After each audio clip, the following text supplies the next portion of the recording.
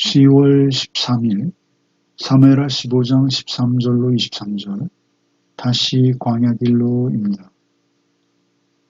전령이 이스라엘의 인심이 모두 압살롬에게 돌아갔다라는 보고를 하자 다윗은 예루살렘을 떠나 도망길에 오르게 되는 것이죠. 그 도망길의 과정 가운데 여러 가지 일들을 경험하게 되고 또 여러 부류의 사람들을 만나게 되는 것을 봅니다. 이 도망길을 통해서 다시 하나님 앞으로 나가는 그런 기회와 시간들이 되어지는 것을 볼 수 있는데요. 먼저 13절로 17절 다윗의 피난길이 시작되는 모습을 살펴보겠습니다. 전령이 다윗에게 와서 말하되 이스라엘의 인심이 다 압살롬에게로 돌아갔나이다 한지라. 다윗이 예루살렘에 함께 있는 그의 모든 신하들에게 이르되 일어나 도망하자. 그렇지 아니하면 우리 중 한 사람도 압살롬에게서 피하지 못하리라. 빨리 가자.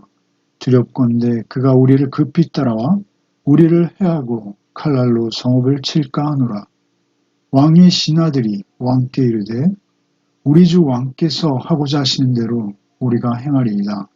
보소서 당신의 종들이니다 하더라. 왕이 나갈 때 그의 가족을 다 따르게 하고 후궁 10명을 왕이 남겨두고 왕궁을 지키게 하니라. 왕이 나가매 모든 백성이 다 따라서 벤메르학에 이르러 멈추어서니. 이제 어찌 된 전령인지 전령 한 명이 다윗에게 와서 상황을 전합니다. 그 상황의 내용은 이스라엘의 인심이 다 압살롬에게 돌아갔다라는 것입니다. 인심의 향배, 민심의 향배는 집권자에게 중요한 것이죠. 인심이 이미 다 압살롬에게 돌아가 있는 상황, 그 상황에서 다윗임에도 불구하고 할 수 있는 일은 별로 없습니다. 어쩌다 이 지경이 되었는지 알 수 없으나 다윗이 분명히 하나님 나라의 공의로우심을 그 나라에 세우는 데 실패했고 압살롬은 그 백성들의 마음을 충분히 훔치고도 남음이 있었음이 분명합니다. 그 모든 민심이 다 압살롬에게 돌아간 상황, 그 상황을 판단한 다윗은 이제 예루살렘에 있는 모든 신하들에게 일어나 도망하자라고 권유하는 것이죠. 우리가 도망하지 않으면 압살롬에게 피하지 못하고 압살롬에게 피하지 못하면 그가 급히 따라와 우리를 칼로 죽이게 될 것이다. 우리를 해하고 칼날로 성읍을 칠까 하노라 라고 도망하는 이유를 말하고 있는 것이죠. 먼저 이 도망하는 이유 중에 다윗이 판단이 굉장히 신속하고 빠릅니다. 어찌 이리 간단하게 예루살렘을 포기할 수 있는지요. 예루살렘은 우리가 알고 있듯이 난공불락의 성이죠. 그래서 예루살렘을 원래 점령하고 있던 여부수 사람들은 맹인이나 절뚝발이가 와도 우리가 이 성을 지킬 수 있다라고 할 만큼 천혜의 조건을 갖추고 있습니다. 그럼에도 불구하고 다윗은 그 성을 신속히 버리는 것이죠. 몇 가지 이유를 우리가 생각해 볼 수 있습니다. 먼저 압살롬의 성품이죠. 굉장히 잔인한 성품입니다. 자신이 가장 사랑하는 아들임에도 불구하고 그의 성품은 암논을 거리낌 없이 주도 면밀하게 계획을 세우고 실행해서 죽일 만큼 그의 형 암논을 서슴없이 죽였어요. 요압의 밭에 불을 지르고요. 무엇보다도 지금의 상황을 초래한 압살롬, 아버지를 향해서 칼을 든 이러한 상황. 그래서 그는 압살롬의 성품을 생각할 때 도망할 수밖에 없었다라는 것이죠. 뿐만 아니라 예루살렘 성을 지키기 위해서는 백성들의 지지가 절대적입니다. 그런데 예루살렘 성 내부에도 이미 압살롬에게 마음을 돌이킨 사람들이 있다라고 여겨지는 것이죠. 이 상황을 다윗은 재빨리 간파한 것이죠. 또한 세 번째는 명분이 없습니다. 이 전쟁은 부자 간에, 그것도 아버지와 아들이 정권을 놓고 싸우는, 그래서 백성들이 피 흘리는, 이것은 참으로 끝없는 소모전이요, 내부전이거든요. 뿐만 아니라 다윗은 병법에 능했습니다. 그래서 오히려 예루살렘에 있는 것이 불리하고 오히려 갇히는 형국이 될 것이다 라고 여겼던 것이죠. 도망이 오히려 예루살렘을 비우는 것이 자기에게 유리하다라는 생각이 계산이 있었을 것으로도 보입니다. 도망가는 것이 더 지혜로운 방법이라는 것이죠. 도망이 상책인 것이에요. 그래서 다윗은 이렇게 예루살렘을 비우기로 결정했을 것이다 라는 것이죠. 무엇보다도 다윗의 평소의 성품으로 볼 때 그 백성들이 피 흘리는 것, 부자 간의 정권 다툼으로 인해서 내전이 일어나서 백성들이 희생당하는 것은 도저히 용납할 수 없는 것이죠. 그래서 왕의 신하들에게 이제 도망을 권유했고요. 그러자 왕의 신하들이 우리 주 왕께서 하고자 하시는 대로 우리가 행하리이다. 보소서 당신이 종들이이다. 라고 다윗의 의견을 절대 존중하고 다윗을 따를 것을 이렇게 고백하게 되는 것이고요. 그리고 이제 도망을 하면서 자기의 가족들은 다 따르게 하고 후궁 10명을 남겨둡니다. 이 후궁 10명을 남겨두는 것이 과연 어떤 의도인지 모르겠으나 왕궁을 지키게 하기 위해서 후궁 10명을 놔뒀다라고 말하고 있어요. 그것은 참 어리석어 보입니다. 후궁 10명이 어떻게 왕궁을 지킬 수 있다는 것이죠.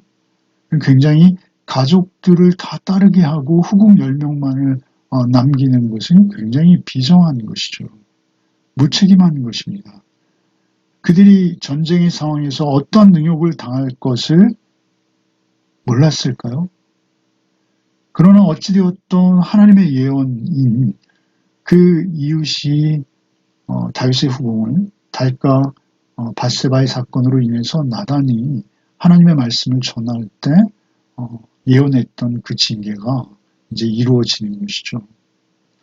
그 왕이 나감에 모든 백성이 다 따라서 벤메르하게 이루어 멈춰서니, 벤메르학은 아마도 예루살렘에서의 마지막 왕궁, 마지막 집이었을 것이라 여겨지죠. 예루살렘에서 여리고 쪽으로 나가고 있어요. 동편의 그 내리막과 오르막을 반복하는데요. 결국은 내리막으로 해서 이제 기드론 시내를 건너게 되는 것이죠. 그 동편 내리막이 시작되는 곳, 그곳에 멈춰서는 것이죠. 이것은 마치 멈춰서서 이제 성에서 나가는 사람들의 후미를 다윗이 챙기게 되는 것이죠. 그리고 자기가 맨 마지막에 빠져나가는 것이죠. 마치 침몰해가는 배에서 선장이 마지막 책임을 다하는 모습, 그러한 모습으로 이제 다윗이 나름 여유를 가지고 그 빠져나가는 사람들을 돌보는 모습으로 이제 드러나게 되는 것이죠. 그 벤메르하게로 멈추어 섰을 때 이제 다윗을 따르는 신하들이 그 앞을 지나가게 되는 모습인데요. 18절부터 읽겠습니다. 그의 모든 신하들이 그의 곁으로 지나가고 모든 그렛 사람과 모든 블렛 사람과 및 왕을 따라 기드온에 선 모든 가드 사람 600명이 왕 앞으로 행진하니라. 그때 왕이 가드 사람 이때에게 이르되 어찌하여 너도 우리와 함께 가느냐? 너는 쫓겨난 나그네이니 돌아가서 왕과 함께 내 곳에 있으라. 너는 어제 왔고 나는 정처 없이 가니 오늘 어찌 너를 우리와 함께 떠돌아다니게 하리요. 너도 돌아가고 내 동포들도 데려가라. 은혜와 진리가 너와 함께 있기를 원하노라 하니라. 이때가 왕께 대답하이르되 여호와의 살아계심과 내 주 왕의 살아계심으로 맹세하옵나니 진실로 내 주 왕께서 어느 곳에 계시든지 사나 죽으나 종도 그곳에 있겠나이다 하니 다윗이 이때에게 이르되 앞서 건너가라 하매 가드 사람 이때와 그의 수행자들과 그와 함께한 아이들이 다 건너가고 온 땅 사람이 큰 소리로 울며 모든 백성이 앞서 건너가매 왕도 기드론 시내를 건너가니 건너간 모든 백성이 광야길로 향하니라. 이제 벳메르하게 멈춰 섰고요, 다윗이. 그리고 이제 그 앞을 신하들이 지나게 되는데요. 맨 먼저 지나는 신하는 글렛 사람과 블렛 사람이었습니다. 그들은 소위 말하면 외인 부대이죠. 다 이방인들입니다.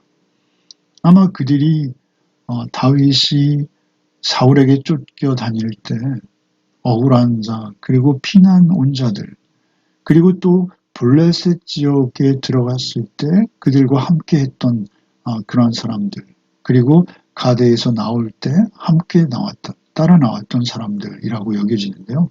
그들이 아마도 다윗의 친위대로서 다윗을 경호하는 최측근 부대였을 것이다 라는 예상입니다. 예측입니다.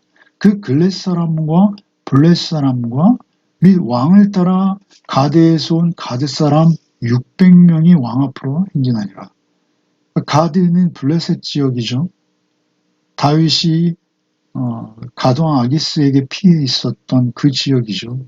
그 사람 600명이 왕 앞으로 행진하고 있었는데요. 그때 가드 사람 이때를 붙들고 다윗이 긴 이야기를 합니다. 굉장히 도망가는 상황에서 지금 시간이 급한데 이때에게 참으로 긍휼하고 또 자비로운 이야기를 다윗이 하게 되는 것이죠. 이야기인즉슨 이런 것이죠. 어찌하여 너도 우리와 함께 가느냐? 너는 쫓겨난 나그네인이 돌아가서 왕과 함께 내 곳에 있으라. 너는 쫓겨난 나그네라는 것은 그가 다윗이 가데에서 나올 때 함께 나온 자가 아니고요. 너는 쫓겨난 나그네라는 이 표현을 통해서 그가 아마 정치적인 망명을 해왔다라고 여겨집니다. 전쟁 포로는 절대 아니죠. 전쟁 포로라면 그저 종과 노예처럼 부리는 상황이었겠으나 나중에 이때는 다윗의 군대 장관이 되어서 아주 많은 공을 세우거든요. 그런 것으로 봐서 그는 정치적 망명자였다. 쫓겨난 나그네이니 돌아가서 왕과 함께 네 곳에 있으라. 여기서 왕은 블레셋 왕을 말하는 것이 아니죠. 쫓겨난 곳으로 다시 돌아가라라는 이런 대책 없는 이야기를 다윗이 했을 리 만무하죠. 여기서 왕은 이제 분명히 압살롬을 말하는 것입니다. 이제 내부전이 일어나서 이제 왕은 사실 압살롬이 실제 왕이 되었는데 내가 나와 함께 가면 너는 다시 쫓기는 몸이 되어서 생명의 위협을 받을지인데 압살롬과 함께 그냥 너는 이곳에서 네가 정치적으로 망명해 왔고 또 용병이니 이곳에서 그냥 너의 목숨을 유지하며 시키는 일에 복종하면 너는 안전할 것이다. 이렇게 권유하는 것이죠. 쫓겨난 나그네인이 돌아가서 너는 벤메라하게 서서 이제 이 내 앞을 지나지 말고 너는 다시 돌아가서 왕과 함께 내가 있는 그곳에 그냥 있으라. 너는 어제 왔고 나는 정처 없이 가니 어제 왔다라는 어제는 문자적으로 바로 어제를 말하는 것은 아니죠. 온지 얼마 되지 않았다는 것이죠. 정치적으로 망명해온 그런 신분이라는 것이죠. 너는 어제 왔고 나는 이제 정처 없이 도망자의 길에 오르고 있으니 오늘 어찌 너를 우리와 함께 떠돌아다니게 하리요. 이것은 너무나 후한무치한 뻔뻔스러운 일이다. 너도 돌아가고 내 동포들도 데려가라. 그가 정치적인 망명을 해오면서 그의 식솔들 어린아이들까지 다 데리고 망명해 왔을 터인데 그 동포들도 데리고 가라. 은혜와 진리가 너와 함께 있기를 원하노라. 은혜는 헤세드입니다. 헤세드. 하나님의 은혜를 말하는 것입니다. 하나님의 은혜와 진리, 하나님의 인도하심이죠. 그 은혜와 인도하심이 너와 함께 있기를 원하노라. 엄청난 축복의 말씀이죠. 사실 다윗이 이토록 멋진, 그리고 자비롭고 배려심이 깊은 그러한 사람이라는 것이죠. 이것이 그런데 다윗의 진짜 모습, 진짜 다윗의 얼굴일까요? 물론 그렇습니다. 그럼에도 불구하고 우리는 조금 아까 앞부분에서 후궁 10명을 남겨두는 것을 보았습니다. 후궁 10명을 남겨두는 것이 진짜 다윗의 모습일까요? 이때에게 이렇게 자비를 베푸는 것이 진짜 다윗의 모습일까요? 비정하고 무책임하게 그 압살롬에게 능욕을 당할 것을 어느 정도 예측했을 터인데 몰랐을 리가 없는데 그들을 남겨두고 그리고 나중에 돌아와서 말이죠. 이 후궁 10명을 상대도 하지 아니하고 아예 가두어 버리죠. 이 후궁들은 선택의 여지가 없이 너무나 처량합니다. 그러한 후궁들의 모습과 이때에게 베푸는 이러한 헤세드, 하나님의 은혜를 닮아 있어요. 누가 진정 다윗의 모습입니까? 어느 것이 진정 다윗의 얼굴인가요? 인간에게는 이러한 양면성이 언제나 있다라는 것입니다. 아주 위급한 상황에서도 우리는 이러한 일들이 불쑥불쑥 벌어질 수 있다라는 것이죠. 우리가 늘 조심하고 삼가해야 하는 것 중에 하나는 무엇입니까? 언제나 같은 마음, 하나님의 사랑, 그 자비심 안에서 누구에게나 동일한 무게로 그것이 약한 자, 소외된 자일수록 더욱 세심하게 마음을 쓸 수 있는 것, 그것이 너무나 중요하다라는 것이죠. 이러한 두 얼굴의 모습이 우리에게도 있다라는 것이죠. 어쨌든 다윗은 참으로 놀라운 은혜를 이때에게 베풀고 있는 것이요. 이때는 참으로 자기가 섬기는 주군으로서, 자기가 섬기는 주인으로서 다윗은 목숨을 걸 만한 그런 은혜의 사람이라는 것이죠. 은혜와 진리가 너와 함께 있기를 원하노라 라고 축복하였습니다만 사실 은혜와 진리는 다윗의 이러한 모습, 이러한 태도 속에 있는 것이죠. 이것은 하나님의 은혜와 진리가 다윗을 통해 이 위급하고 다급한 순간, 생명의 경각에 있는 이 순간에 흘러나오고 있다라는 것이죠. 이때가 왕께 대답하여 이르되 21절이죠. 이러한 다윗의 은혜와 진리가 너와 함께 있기를 원하노라는 축복의 말에 이때가 이렇게 반응하죠. 여호와의 살아계심과 내 주 왕의 살아계심으로 맹세하옵나니 진실로 내 주 왕께서 어느 곳에 계시든지 사나 죽으나 종도 그곳에 있겠나이다. 사나 죽으나 내 주 왕께서 어느 곳에 계시든지 여호와의 살아계심과 내 주 왕의 살아계심을 맹세합니다. 여호와의 살아계심, 여호와의 이름을 거론하고 있어요. 내 주 왕께서 계신 곳에 나도 있겠습니다. 죽어도 그곳에서 죽고 살아도 그곳에서 살겠나이다. 이것은 마치 나오미와 룻을 떠오르게 하는 것이죠. 나오미는 끝내 못 이기고 돌아갔습니다만 룻은 끝까지 시어머니 나오미를 쫓아오는 것이죠. 사나 죽으나 종도 그곳에 있겠나이다. 우리가 머물 곳은 어디입니까? 그것은 하나님의 은혜와 진리가 있는 곳입니다. 우리가 머물러야 되는 곳은 하나님의 은혜와 진리가 있는 곳이에요. 그것은 사나 죽으나 변함이 없는 것이죠. 이때는 놀랍게도 하나님의 은혜가 머무는 곳을 택하는 지혜를 발휘할 수 있었어요. 사실 정치적으로 우리는 실수할 수 있습니다. 잘 선택할 수도 있고요. 속을 수도 있고 잘못 선택할 수도 있어요. 그러나 얼마든지 실수가 가능한 또 있을 수 있는 정치적인 선택이지만 그러나 하나님이 계신 곳을 우리가 잘못 선택한다면 이것은 큰 낭패입니다. 이것은 죽음인 것이죠. 이것은 생명이 오고 가는 것입니다. 사나 죽으나 이 땅에서 우리가 사나 죽으나 하나님 계신 곳에 나도 있겠나이다. 이것은 우리의 영혼을 선택하는 것입니다. 하나님 계신 곳은 정해져 있습니다. 그리고 그 외의 모든 것은 그냥 그 외의 모든 곳이에요. 거기에 굉장히 안락해 보이고 안전해 보이고 세상의 모든 것이 다 있는 것 같아 보여도 하나님이 계시지 않은 곳이라면 그것은 분명 우리가 머물 곳이 아닌 것입니다. 우리가 머물 곳은 하나님이 계신 곳 밖에는 없는 것이죠. 분명히 다른 곳에 있으면 안 되는 것이죠.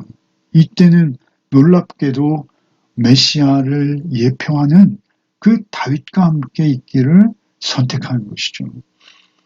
일부 주석가는 아마도 정치적으로 망명해온 이때를 다윗이 시험하기 위해서 이러한 질문을, 이러한 축복을 하고 그를 시험했을 것이다 라고 이야기하기도 합니다. 그 어찌되었던 중요한 것은 이때가 아주 지혜로운 선택을 했다라는 것이고 그 지혜로운 선택에 반응해서 다윗도 이때를 나중에 중책에 중용하고 그를 이스라엘을 위한 일꾼으로 세우게 되어진다라는 것이죠.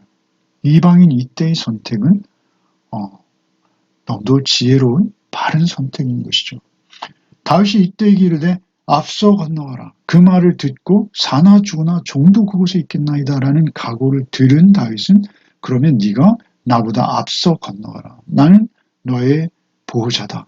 이런 의미도 있는 거예요. 앞서 건너가라 하며 가드 사람 이때와 그의 수행자들과 그와 함께한 아이들까지 데리고 그가 전향한 것이죠. 아이들이 다 건너가고 온 땅 사람이 큰 소리로 울며 모든 백성이 앞서 건너가매 왕도 기드론 시내를 건너간 모든 백성이 광야길로 향하리라. 기드론 시내는 아주 뜻깊은 곳이죠. 많은 역사적인 사건과 이해를 담고 있습니다. 예수 그리스도께서 오셨을 때 특별히 기드론 시내를 건너시죠. 건너간 모든 백성이 광야 길로 향한다. 광야로 나간다. 다시 나간다는 것이죠. 원래 다윗이 사울에게 쫓길 때 그는 광야에 있었어요. 그리고 이스라엘이 출발할 때 그들이 하나님 안에서 자유를 얻을 때 광야에서 40년 동안 훈련되어졌죠. 그 훈련을 통해서 그들은 하나님만 바라볼 수 있는 훈련을 받게 되는 것이죠. 사실 광야는 너무나 어렵고 힘든 곳이죠. 그렇게 어렵고 힘든 곳에 있을 때 오직 주님과 나만 남게 된다라는 것이죠. 사실 우리 인생은 어차피 광야를 지나는 것 아닙니까? 복음성가의 가사와 같이 우리 인생이 평안할 수 있는 이유는 하나님이 나와 함께 계신 것이지 우리의 환경이 아닙니다. 그래서 우리가 세상에 안주하고 어딘가에 나의 보금자리를 펼치겠다라는 것보다는 내가 하나님 안에 거하고 있는가가 우리에게는 더욱 우선이다라는 것입니다. 내가 예루살렘 성에 있는가 광야에 있는가가 중요한 것이 아니라 내가 하나님 계신 곳에 있는가인 것이죠.